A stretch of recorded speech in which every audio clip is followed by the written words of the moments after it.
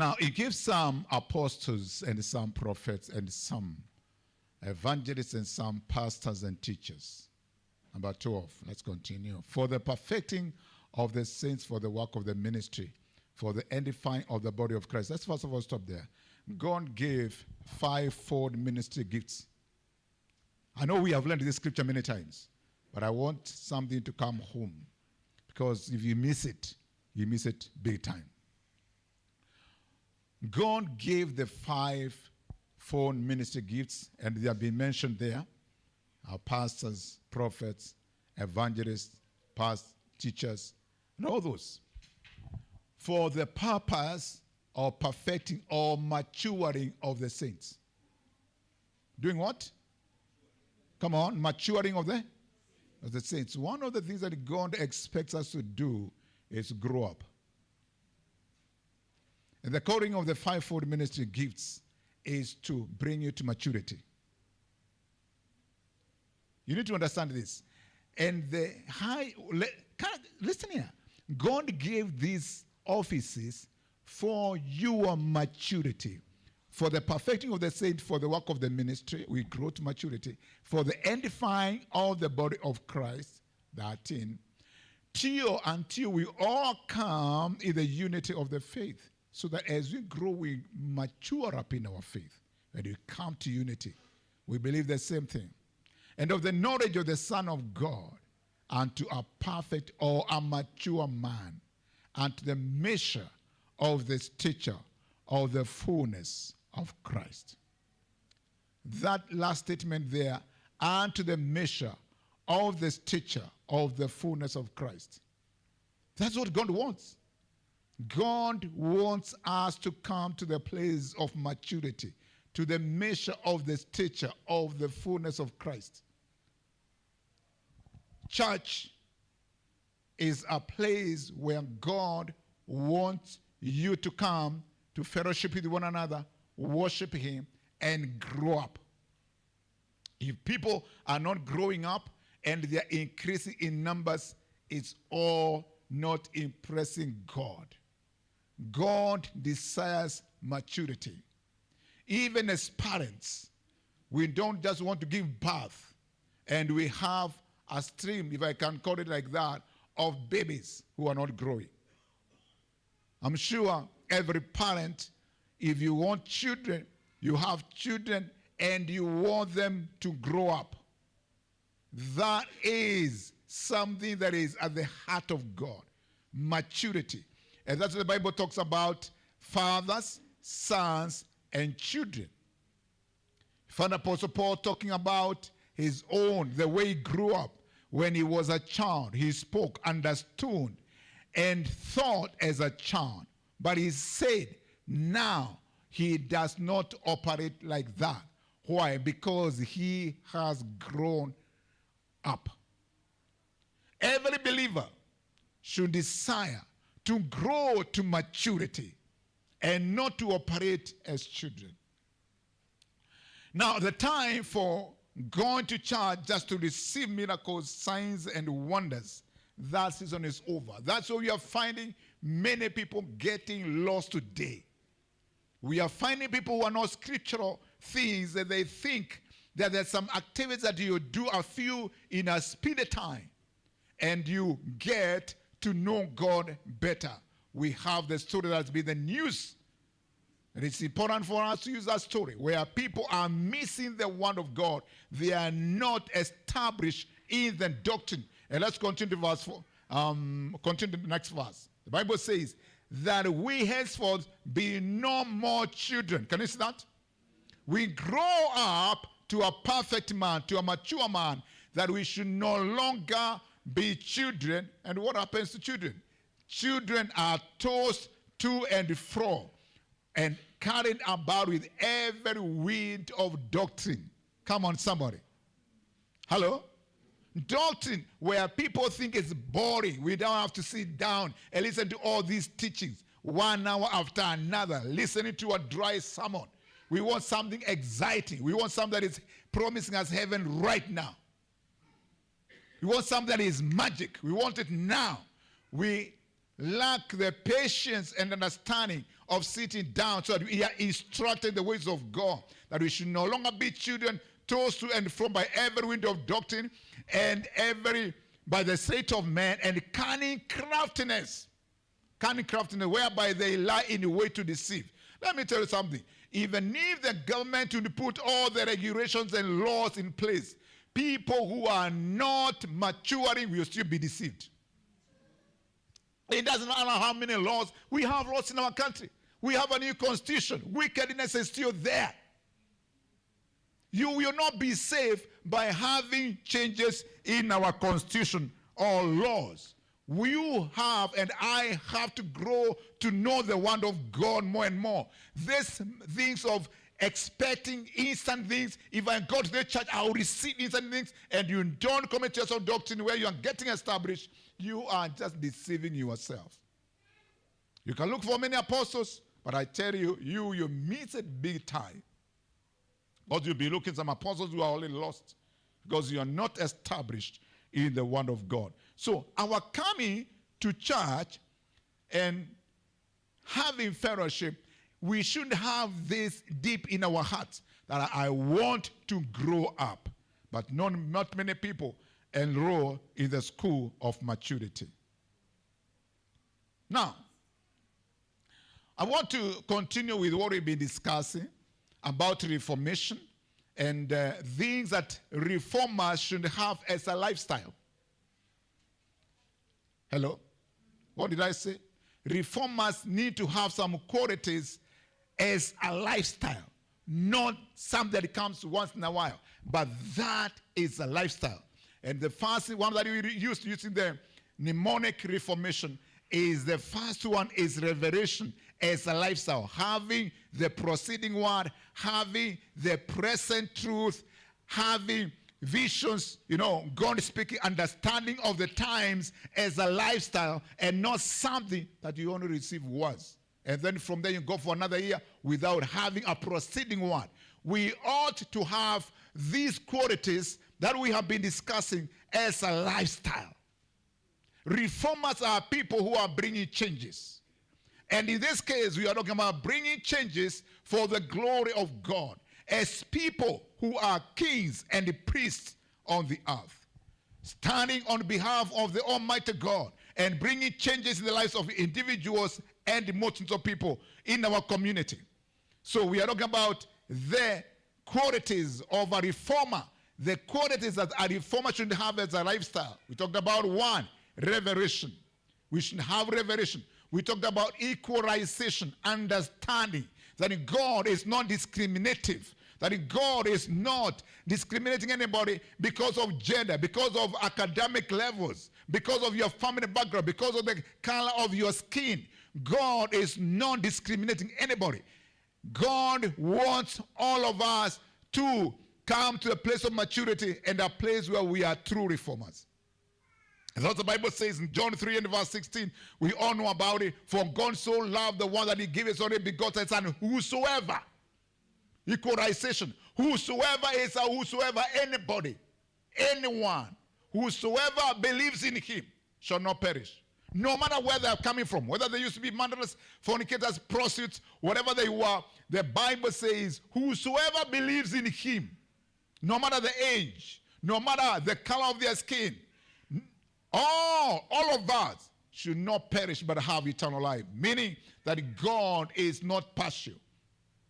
The Bible tells us that God is no respecter of persons. So we talked about equalization.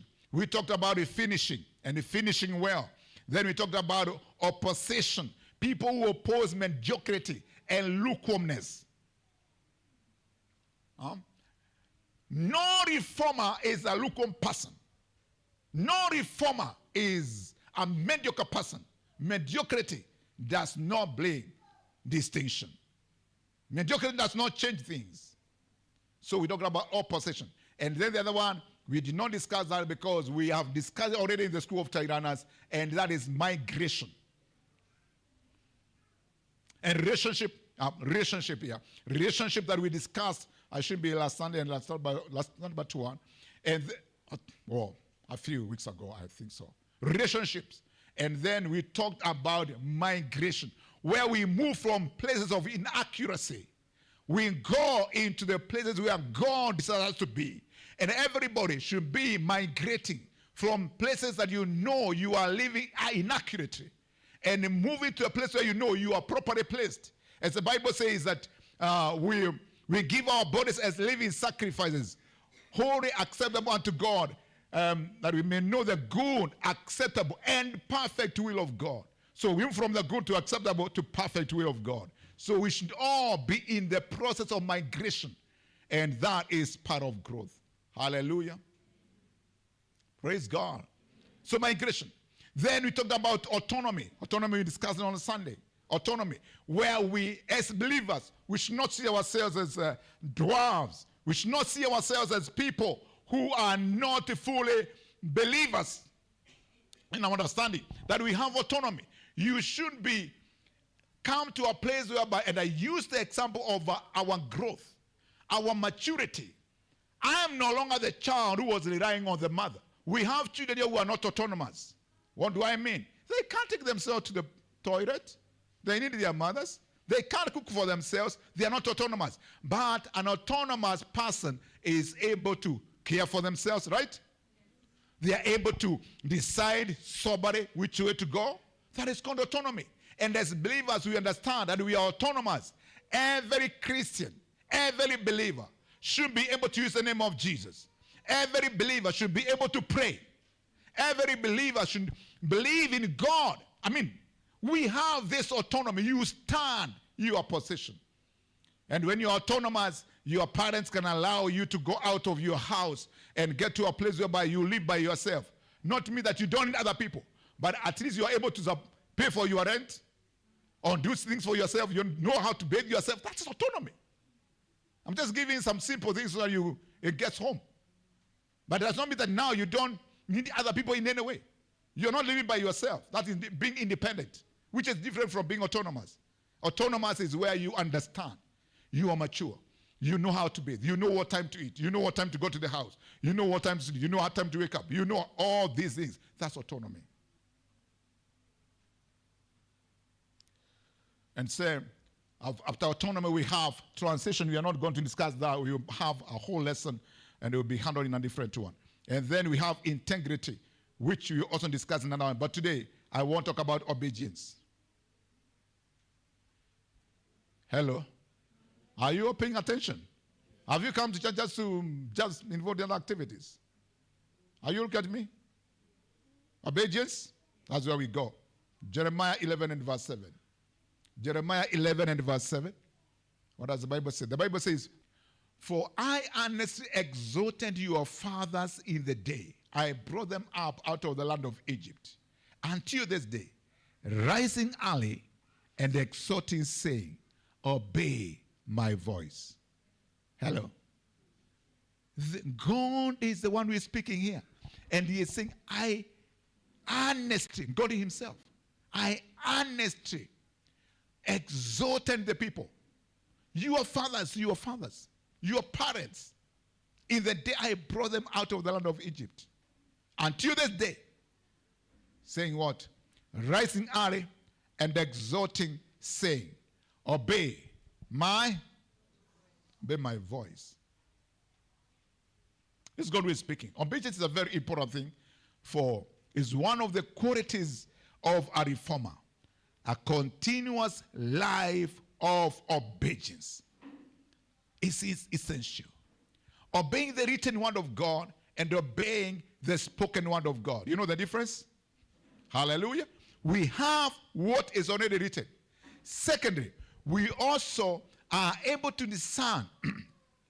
We are able to discern what God is impressing in our hearts.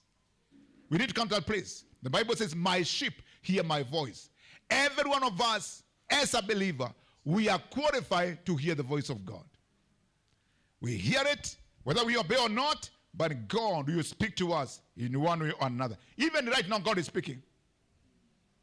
I'm saying God is speaking. I'm not just speaking my own stories. We are looking at the word of God, inspired by the Holy Spirit. God is speaking to us. He's speaking to you as an individual about the issue of obedience. God has spoken to you, forgive so and so. God has has spoken to you, demonstrate love to so and so. God has spoken to you, give this and that. God has spoken to you. Are you doing it? You need to check yourself. Matthew 7 and verse 24. Matthew 7:24 says, therefore, whoever hears these things of mine and does them, I will liken him to a wise man who built his house on the rock.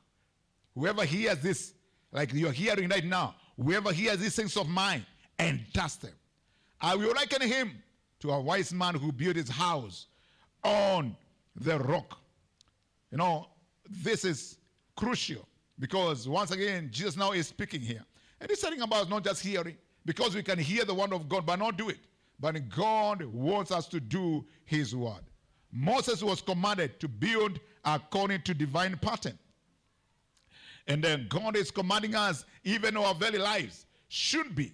Our lives should be built up. The way you are building your life, it should be in accordance with divine pattern. Exodus 25 and verse 9.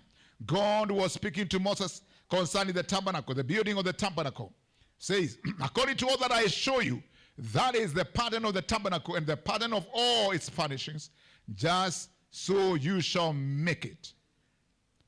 Exodus 26 and verse 30. So Moses is instructed there on how to build the tabernacle according to the pattern that was shown him, the mountain.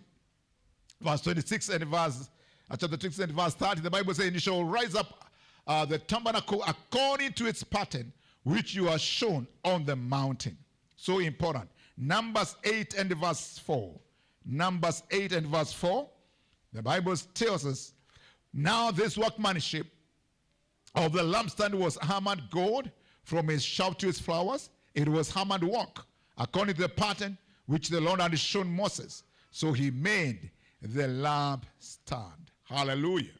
So Moses, he is called the meekest man, and he is a man who obeyed God.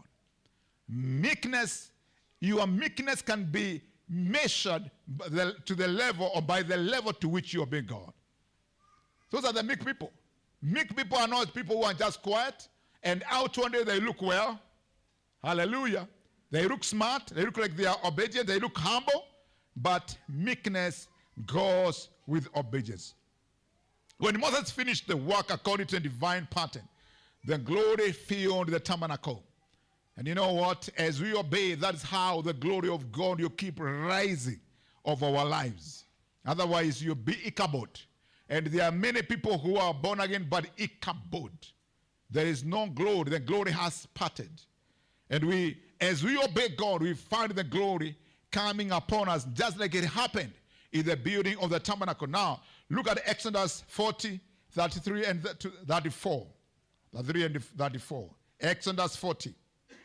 Obedience is what we are talking about. The Bible says, and he raised up the court all around the tabernacle and the altar and hung up the screen of the court gate. So Moses finished the work. 34.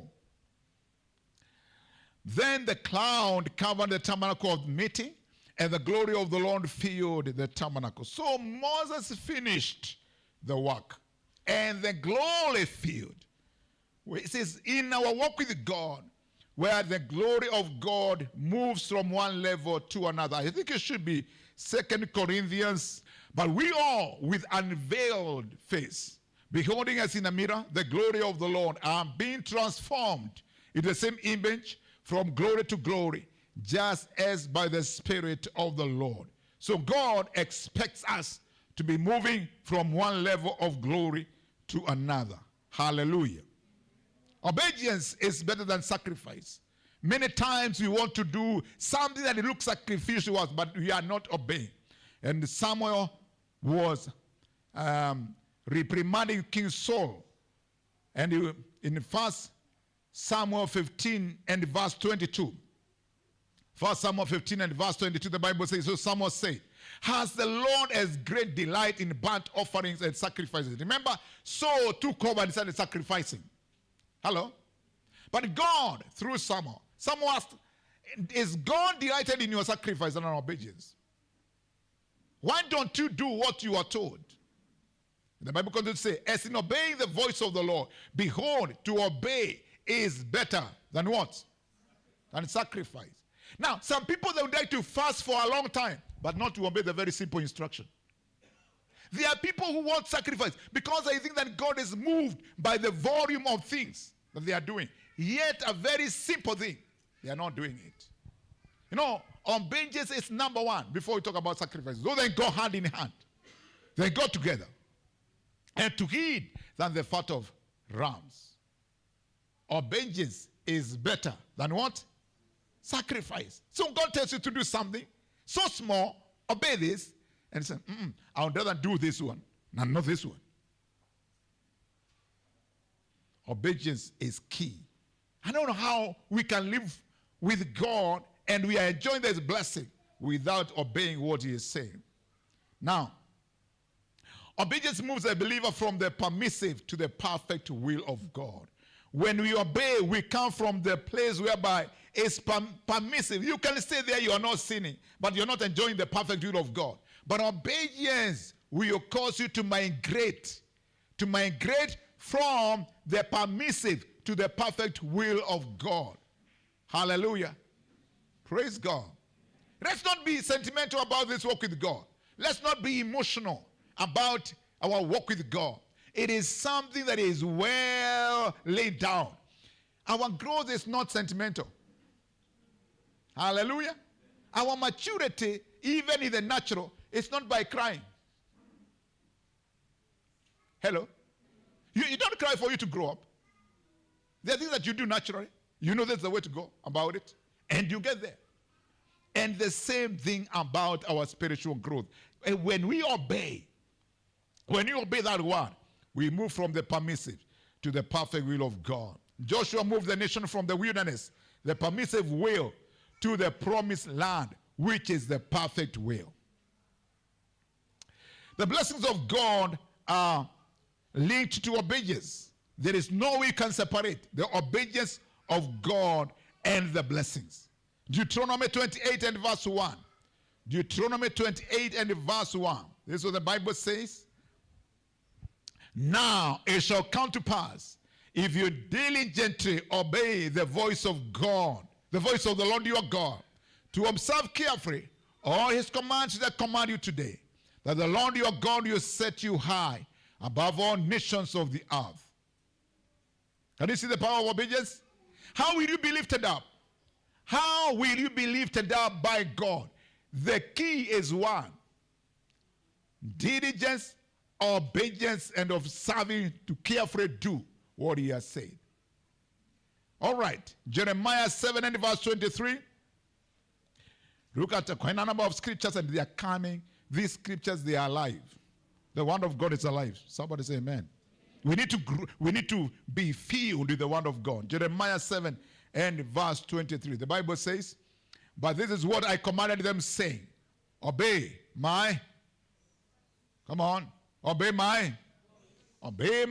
voice, and I will be your God. So our obedience should have enthusiasm. You understand? When we are told something, when God speaks to us, whether it is our giving, whether it is our doing something in the church, whether it is speaking to somebody over there, our obedience, the attitude should be an attitude of enthusiasm. We should obey with earnestness, or earnestly obey the word of God.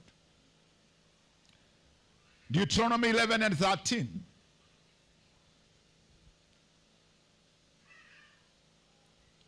It says, Deuteronomy 11:13, and it shall be that if you earnestly obey my commandments, which I command you today, to love the Lord your God and serve him with all your heart and with all your soul. Now note, it is loving the Lord earnestly, obeying the Lord earnestly.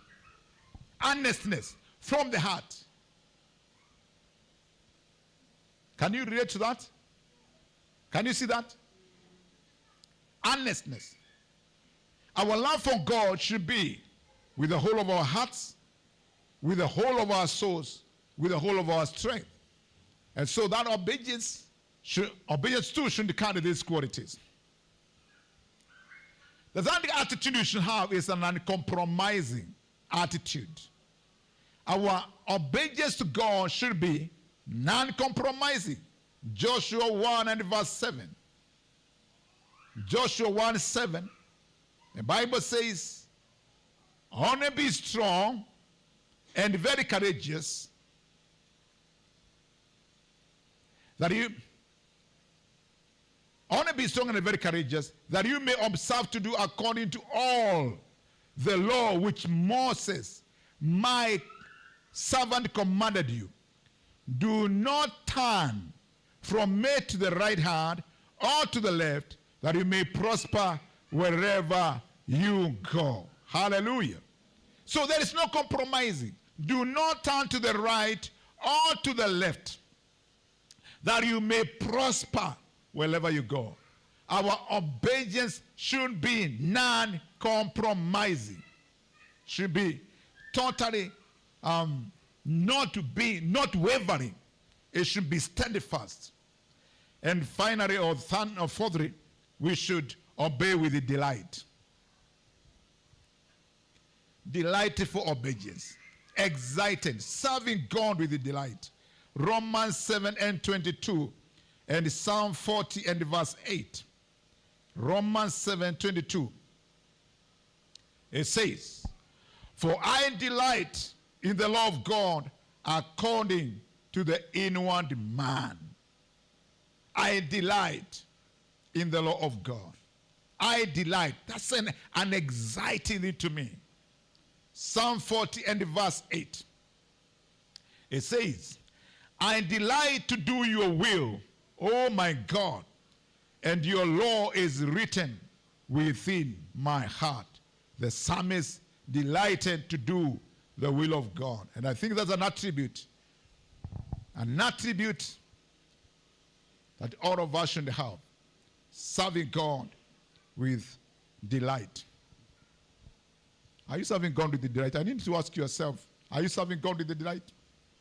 Are the things of God and delight to you? Do you delight worshiping and praying to God, talking to Him? Do you delight in standing His word? Is it anything exciting to you? Do you delight even having fellowship with people? Do you delight loving people? Do you delight? Do you take delight in that? That's a question that you should answer, ask yourself. Are you delightful in your service for God? Many times you're looking for breakthroughs in many ways, but we are doing things not as commanded in the scriptures. Nor do they put new wine into old wineskins, or else the wineskins break, the wine is spilled, and the wineskins are ruined. But they put new wine into new wineskins, and both are preserved. Do you want to be part of the move of God? Do you want to be part of what God is doing on the face of the earth? Jesus spoke these words, and he said, you cannot put new wine into old wineskins. And he was addressing the Pharisees and the Sadducees. He was saying, it's hard for you guys to receive the new wine. The new thing that God is doing, you cannot receive it because your attitude, your old wineskin, you are still bound by religious bondages. You are not open. You are not having an attitude that can be changed. You are old wineskins. If you are going to enjoy the move of God, we've got to necessarily have a new structure. Be open, be willing to learn. The glory of the temple of Solomon is greater than the glory of the tabernacle of Moses. God is continuously desiring to do better things for us.